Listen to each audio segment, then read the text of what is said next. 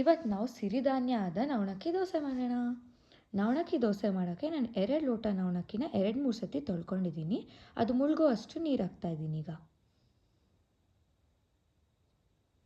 ಅದಾದಮೇಲೆ 1 ಕಪ್ ಉದ್ದಿನಬೇಳೆ ಮತ್ತು 4 ಸ್ಪೂನ್ ಮೆಂತ್ಯನ ನೀರಲ್ಲಿ ಹಾಕಿ ಸೋಕ್ ಮಾಡ್ತಾಯಿದ್ದೀನಿ. ಇದೆರಡನ್ನು 6 ಅವರ್ಸ್ ಸೋಕ್ ಮಾಡೋಕ್ಕೆ ಬಿಡ್ತಾಯಿದ್ದೀನಿ. ಆಮೇಲೆ ನವಣಕ್ಕಿ ತೊಗೊಂಡ್ಬಿಟ್ಟು ಗ್ರೈಂಡ್ ಮಾಡ್ಕೊತಾ ಇದ್ದೀನಿ. ಇವಾಗ ಅದೇ ರೀತಿ ಸೋಕ್ ಮಾಡಿರೋ ಉದ್ದಿನಬೇಳೆ ಮತ್ತು ಮೆಂತ್ಯನ ಸಹ ಗ್ರೈಂಡ್ ಮಾಡ್ಕೊತಾ ಇದ್ದೀನಿ.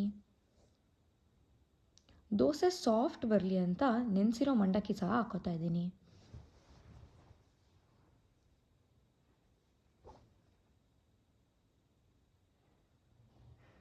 ಈಗ ಇದೆರಡನ್ನೂ ಮಿಕ್ಸ್ ಮಾಡ್ಕೊತಾ ಇದ್ದೀನಿ. ಇದನ್ನು ನಾವು ಫರ್ಮೆಂಟ್ ಮಾಡೋಕ್ಕೆ ಓವರ್ನೈಟ್ ಆದರೂ ಬಿಡ್ಬೋದು ಅಥವಾ 6 ಗಂಟೆಗಳ ಕಾಲ ಬಿಡೋಣ, ಕ್ಲೀನಾಗಿ ಫರ್ಮೆಂಟ್ ಆಗಲಿ.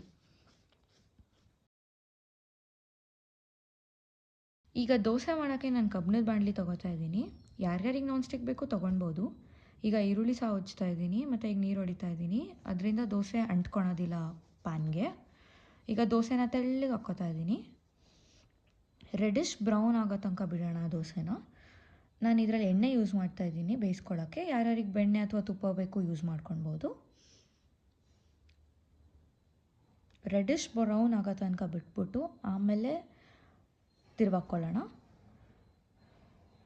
ನೋಡಿ, ರೆಡಿಶ್ ಬ್ರೌನಲ್ಲಿ ಸಕ್ಕತ್ತಾಗಿ ಕಾಣ್ತಿದೆ ದೋಸೆ ಅಂತೂ. ಈಗ ಇದನ್ನ ನಾನು ಕೊಕೊನೆಟ್ ಚಟ್ನಿ ಮತ್ತು ಯೋಗರ್ಟ್ ಜೊತೆಗೆ ಸರ್ವ್ ಮಾಡ್ತಾಯಿದ್ದೀನಿ.